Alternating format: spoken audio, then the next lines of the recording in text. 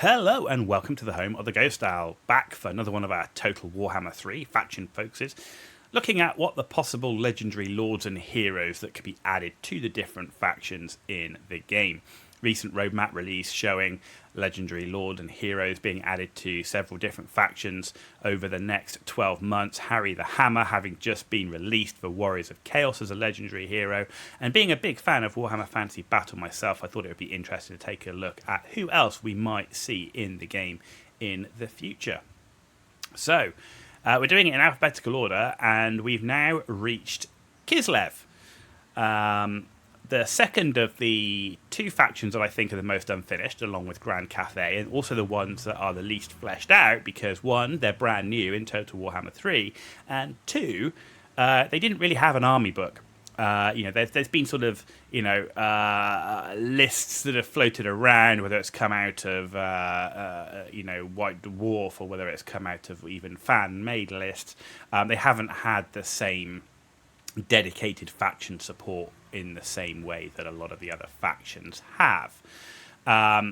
There's also decades of lore out there. There's tons of characters. We've tried to narrow it down where possible to the most famous, rather than listing every possible Kislev character that's ever been said in a book or a piece of lore. So we have tried to keep it narrow, where I think these are the ones that either could be chosen or should be the ones that we should see in the game. So in terms of what we got currently, you've got Tsarina Katerin, and you've got Kostaltin, and then Boris Ursus once you've unlocked them.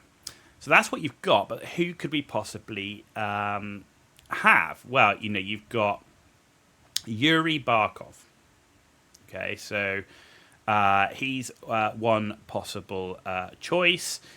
You've also got the possible choice of Diana Borinado, who's Ice Witch and cousin to Katerin. Am I even going to try and pronounce? This next one? She's a high priest of Manon. So when you look at, they're based in Erengrad. But for me, if you had to pick one of these, Diana Borinado, the Ice Witch and cousin to Katerina, would be my choice. She's essentially a young and powerful Ice Witch, and I think she'd make a similar lord to Katerin, but I think there could be definitely differences there, given that she's more focused on being a powerful Ice Witch, not leading the whole of the Kislev faction. So that would be my choice.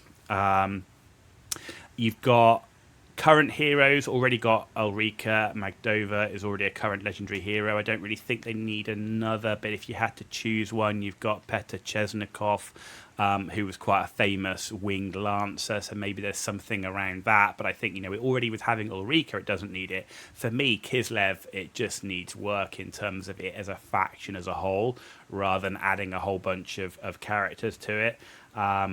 But, if I'm going to pick one, then, I think, Dania Borinado would be the one where that I would go for. That would be the one that I would go for as being a legendary lord. Not every faction needs 6-7 legendary lords, particularly those factions that I would say are a little bit more niche. Kislev is essentially, one smaller part of a northern end of the Empire, between the Chaos Wastes and the Empire itself. So, does it need 6 legendary lords scattered out all around the world? No, it doesn't. Could there be another legendary lord? I think she would add a nice addition to the army, and I don't feel that there's any need for another legendary hero in the faction. It's for me, it's about reworking the faction itself, and adding maybe some stuff to the faction, whether it's units and so on. So I definitely think Kislev needs a bit of work. But in terms of characters, that's pretty much it. So, like I say, there's tons out there. There's loads of characters that you can go and list. But that's where I've landed. and I hope you've enjoyed the video. And if you did enjoy the video, then give it a thumbs up. If you didn't enjoy that, give it a thumbs down. Let me know why in the comments down below. If you disagree with what I said, you don't have to give me a thumbs down, but it would be interesting to have a discussion to see who you think should be in the Kislev roster as a legendary hero and legendary lord, and why you think they should be there.